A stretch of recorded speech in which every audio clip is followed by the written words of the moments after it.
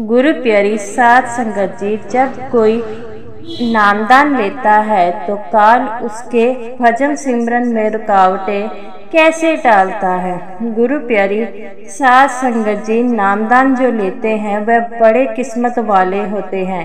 नामदान का मतलब है खुद सतगुरु हमारी झोली में नामदान का खजाना डाल देते हैं। जब नामदान मिलता है तो सतगुरु द्वारा ये बताया जाता है कि पूर्ण परमात्मा अब अपने बच्चों से मिलाप करना चाहते हैं। नामदान का खजाना एक पूर्ण सत्संगी गुरु के हाथ में दिया जाता है और उनके माध्यम से हमें नामदान की बख्शीश होती है, ताकि इस नामदान के जाप कर हम सच्चे खंड तक पहुंच सके।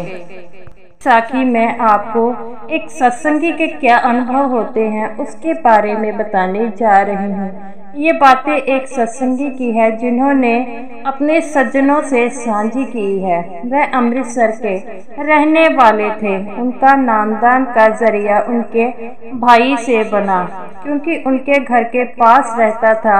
वह भी एक सत्संगी था।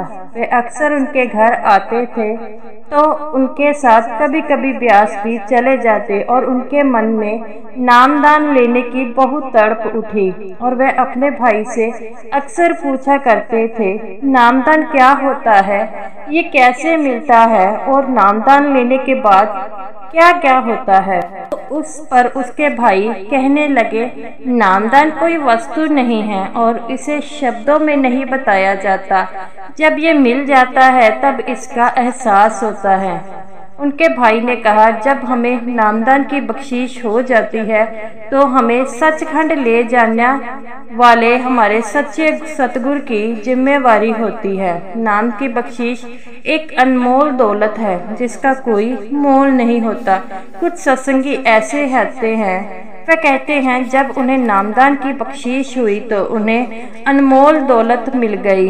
जो हमारे गुरु होते हैं जिनसे हमें नामदान मिलता है, उनके बताए गए रास्ते पर चलकर ही हम इस दौलत तक पहुंच सकते हैं। अपने सतगुरु को एक धारण जीव नहीं समझना चाहिए।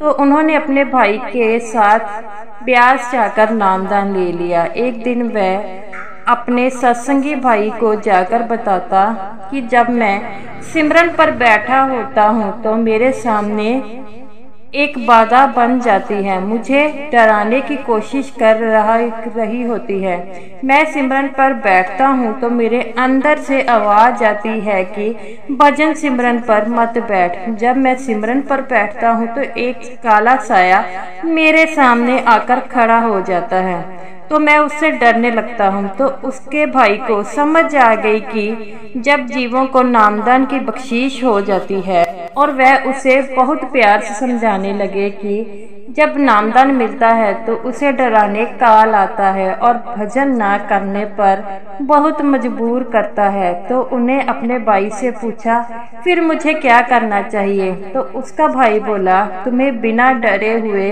भजन सिमरन करना चाहिए, क्योंकि हम ज्यादा से ज्यादा सिमरन करेंगे तो काल हमें नहीं डराएगा। तो साध संगत जी, ऐसे बहुत से सत्संगी है जब वह सिमरन पर बैठते हैं तो उनका मन नहीं लगता। तो सिमरन के द्वारा ही हम अपना मन भजन सिमरन पर लगाएंगे और हमें भजन सिमरन रोज करना चाहिए, क्योंकि हमारे बाबा जी साथ सत्संग में यही समझाते हैं कि हमें रोज भजन सिमरन करना चाहिए। तो ये रही मेरी आज की वीडियो आपको अच्छी लगी हो तो वीडियो को लाइक कीजिए और चैनल को सब्सक्राइब करना मत भूलिए। राधा स्वामी जी।